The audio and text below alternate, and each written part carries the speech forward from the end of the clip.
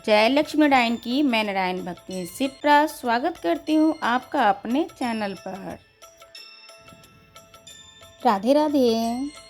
देवसैनी एकादशी 2023 में कब पड़ रही है, ये जानने से पहले मैं एक चीज़ बता दूँ। देवसैनी एकादशी के दिन से नारायण जलशैया पे 4 महीने के लिए सो जाते हैं। वहीं से सभी शुभ तिथियाँ समाप्त हो जाती हैं। वही जब देवता उठते हैं देवउठान एकादशी पर फिर से सारी शुभ कार्य करना शुरू हो जाता है। देवसैनी एकादशी पर यानी देवसैनी एकादशी के दिन से और देवउठान की एकादशी तक कुछ चीज़ों का पालन करें तो पूर्ण वर्ष करने का फल प्राप्त होता है।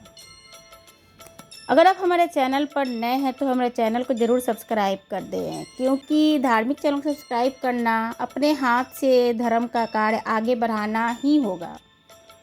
तो मैं कह रही थी कि कुछ कार्य ऐसे होते हैं जो देवसैनी की एकादशी के दिन से शुरू किया जाता है। वो कार्य कौन से हैं?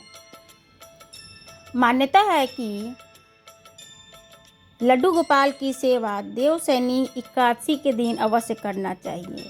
हम सभी के हृदय में इच्छा होती है कि लड्डू गोपाल की सेवा नित्य करें, परंतु किसी कार्यवश हम नहीं कर पाते हैं। हम अपने ऐसे हमारा दिनचर्या होता है, हमारा लाइफ स्टाइल होता है, जिसकी वजह से हम लड्डू गोपाल की सेवा नहीं कर पाते हैं।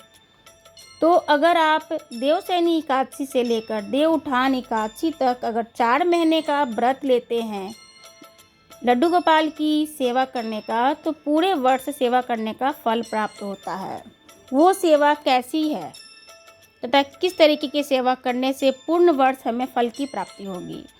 तो जो लोग नित्य स्नान नहीं करवाते हैं, जैसे हमारे मंदिर में और भी सारे देवी देवताएं रखते हैं और गंगा जल अक्षत धूप दीप दिखाते हैं और पूजा कर लेते हैं, उसी प्रकार से लड्डू गोपाल की भी हम लोग पूजा कर लेते हैं। लेकिन कुछ लोग ऐसे श्रद्धालु हैं जो नित्य ही बाल गोपाल को उठाते हैं, सुलाते हैं, स्नान कराते हैं, दूध चाय पत्ती जो भी हम खाते पीते हैं सबको उनको समर्पित कर कर खाते हैं। यूँ तो आप 4 महीने में कम से कम 4 महीने अगर आप ये कर लेते हैं तो आपके पूर्ण वर्ष फल प्राप्त होगा उनकी सेवा की। सेवा हम कितना भी करें कम है और कितना भी कम करें उतना में भी पूर्ण है, क्योंकि जितनी शक्ति उतनी भक्ति और जितना श्रद्धा उतना ही लाभ। तो साधारण आप लड्डू गोपाल को उठाइए, बैठे हुए सिंहासन पे आप जैसे रखे हुए हैं उसी तरीके से उठाइए, नहलाइए, उनको वस्त्र बदल दीजिए, तिलक लगाइए और आरती लगाइए। उनको आरती वगैरह करने के बाद फिर पूजा स्थल पे ही आप रख दीजिए उनको। फिर शाम होता है तो फिर आप कुछ किशमिश के दाने रखिए और उन्हें भोग लगाइए। शाम की तो आरती हम सभी करते ही हैं, दीपक जलाते ही हैं, बस ये है कि 2 टाइम भोग लगा देते हैं। तीसरा ये चीज़ है कि जो भी आप रोटी पराठा बना रही हैं उसमें कोई दोष नहीं। जो वस्तु आग पे चढ़ जाता है उस पर कोई दोष नहीं होता है। तो जो भी आप रोटी बना रही हैं आप उस रोटी को तुलसी जी का भोग ज़रूर लगा दें, तो ये नारायण की भोग बन जाएगी। दिन में अगर जो चावल खा रहे हैं चावल एक कटोरी में निकाल कर चावल में तुलसी का पत्ता डाल दें तो वो दिन का भोजन उनके लिए भोग में लग जाएगा। उसी तरीके से रात का भोजन जब हम बनाते हैं तो रोटी में तो कोई लहसुन प्याज तो कुछ होता नहीं है, चावल में लहसुन प्याज कुछ होता नहीं है। तीनों टाइम हमारे कुछ ऐसे भोजन बनते हैं जिसमें बिना लहसुन प्याज के होते हैं। अगर आप वो ध्यान रखेंगे तो आप थोड़ा सा कटोरी में वो सामान निकालें और एक मंजरी रख लें। आप वो मंजरी जूठा भी नहीं होता है, आप उसमें सटाएं और कह दें ओम नमः भगवते वासुदेवाय, भोग लगाएं। आप सिंपल सी चीज़ इस तरीके से आप कर भोग लगा दें, सटा दें। और ये भी नहीं है ज़रूरी कि आप ठाकुर जी के सामने ले जाके कटोरी में रख रहे हैं तभी भोग लगेगा। आपकी रसोई नीचे है, पूजा रूम आपके 3 तल्ले पे है, तो मैं साफ़ सुथरा भाषा में कह रही हूँ कि रसोई में जो भी भोजन आप बना रहे हैं तो उनको आप भोग लगा दें। चावल रोटी पराठा नमकीन बिस्कुट मट्ठी चाय जो भी हम खा पी रहे हैं तीनों टाइम चारों टाइम की, उसमें आप कोई भी घर की एक महिला या लड़की या बेटा या हस्बैंड जो भी हैं आपके परिवार में अवेलेबल, वो कोई भी कर सकता है। घर में जितने परिवार है वो सभी में से कोई भी, जैसे कभी कोई अशुद्ध है तो उसकी जगह पे वो कर देगा, मगर कोशिश करना चाहिए कि चारों टाइम भोग लगाएं।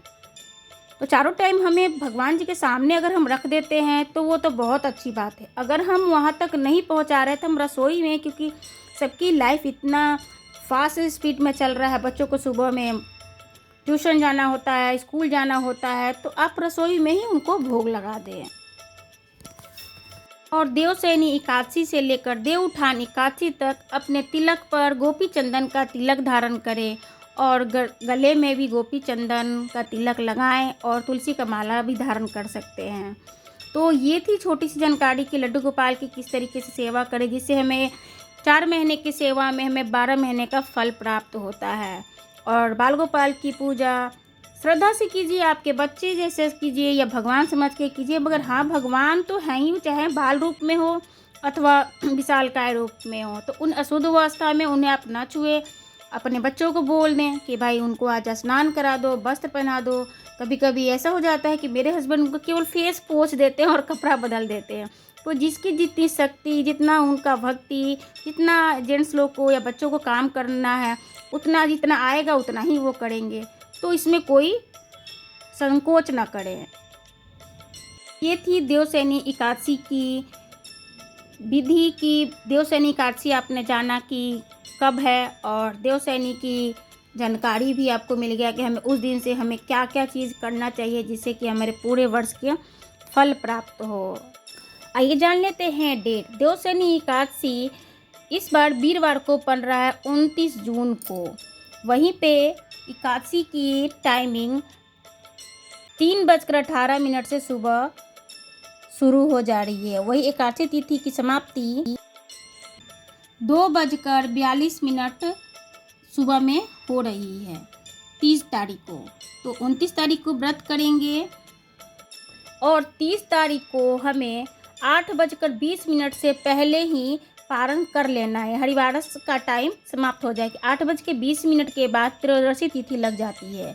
तो पारण हमें द्वादशी तिथि में करना होता है। तो 8:30 बजे से पहले आप एक बार अपना व्रत ज़रूर खोल लें, क्योंकि व्रत का पालन और इसका हरिवासस का टाइम अगर सही न रखा जाए तो व्रत का पूर्ण फल नहीं प्राप्त होता है। इस एकादशी की व्रत कथा आपको नेक्स्ट वीडियो में सुनने को मिलेगी। मैं उसका लिंक भी इसमें ऐड कर दूंगी। तब तक के लिए दे विदा मुझे। मैं शिप्रा। जय श्री कृष्ण। राधे राधे।